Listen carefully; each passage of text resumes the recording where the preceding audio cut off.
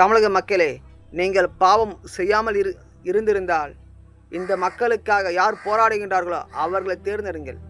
நீங்கள் பாவம் செய்திருந்தால் மக்களையும் இந்த வளங்களையும் அழித்தொழித்த சீரழிக்கின்ற பாவம் செய்த அரசியல்வாதிகளை நீங்கள் தேர்ந்தெடுங்கள்.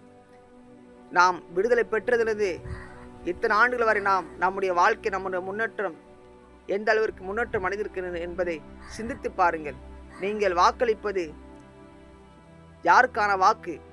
நமக்கான வாக்கா, இல்லை நம்முடைய வாழ்க்கையை சுரண்டி வாழ்கின்ற கேடுகெட்ட கொள்ளையடிக்கிற ஆட்சியாளர்கள் குடும்பத்தின் வாழ்க்கை என்பதை சிந்தித்து பாருங்கள். தயவு கூர்ந்து அமெரிக்கா எடுத்துக்கொள்ளுங்கள். ஒரு தனி மனித குடிமகனுடைய மாத வருமானம் 4,27,000 ரூபாய். அவனுடைய குடும்ப செலவு அனைத்துமே செலவழித்தாலும் மாதத்தில் 1,27,000 ரூபாய் சம்பாதிக்க முடிகின்றது.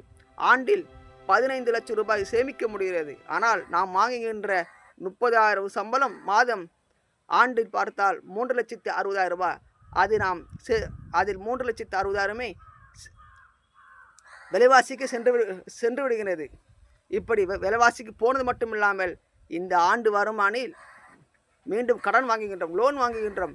கடன் கடன் கடன் லோன் என்று லோல் பட்டு வாழ்கின்றோம். இப்பொழுது 10 லட்சம் கோடி ரூபாய் கடன் சுமை.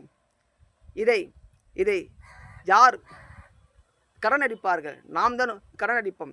இங்கு வருகின்ற அனைவருமே இலவசம் என்று கூறுகிறார். அந்த இலவசம் எங்கிருந்து எடுத்து கொடுப்பார்கள் என்பதை நாம்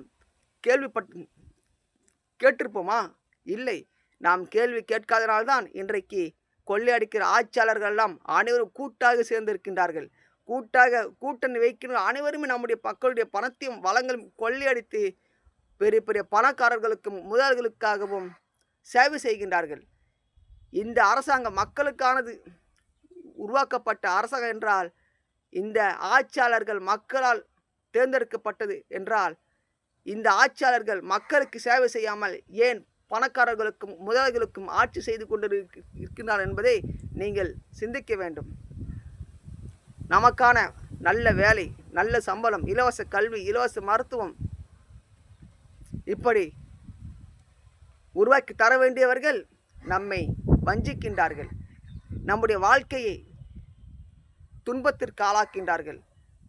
தேர்தல் நேரங்கள் வந்தவுடனே வெட்கமே இல்லாமல் நம்முடைய கால்கள் விழுகின்றார்கள். ஏனென்றால் அவர்களுக்கு வெட்கம் விட மக்களுடைய வரி பணம் தான் முக்கியம் என்று இத்தனை கீழான செயலாம் செய்வார்கள் இந்த அரசியல்வாதிகள்.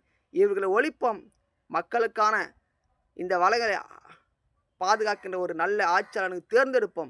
இனம், மொழி, சாதி, மதத்தை கடந்து